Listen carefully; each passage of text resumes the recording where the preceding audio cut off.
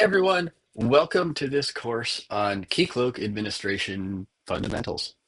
In this course, we're going to talk all about Keycloak. We'll get you set up with a Keycloak environment that isn't really production ready, but it's good enough to get familiar with Keycloak and start learning how it works and see some various things. Um, we'll talk about, of course, what Keycloak is, why you might use it, and then we'll get into some configuration and talk about some of the different options that you have as you potentially build out your Keycloak environment and use it with your applications or whatever you're looking to use Keycloak for. I'm excited that you're here to learn about Keycloak. I built this course because I kind of wish I had something like this, and it's entirely possible that there is something like this out on the web, but I wanted to do kind of my spin, the things that I found valuable. Again, as I learned Keycloak the first time, the second time, the third time, and as I started getting it up and running.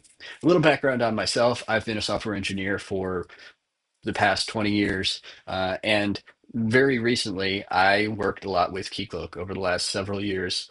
I implemented Keycloak at least two places, possibly three. Certainly saw authentication and IAM at a lot of different companies. Pretty much every company I worked for, I was somehow involved in the authentication platform, either writing authentication or rebuilding authentication or fixing vulnerabilities in authentication. Unfortunately, one way or another, I've been working with authentication basically the entire 2 decades that I've been writing code.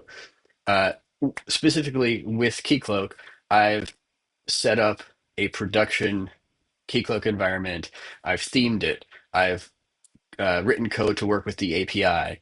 I've worked with the operational side of things. And in this course, I'm super excited to show again what I learned and kind of what I wish I had when I was first starting out with Keycloak. So in this course, this is the first of four courses. This course is going to be all about the administration side, getting Keycloak set up in kind of a dev environment or a test environment, so that you can learn about Keycloak and learn about Keycloak concepts.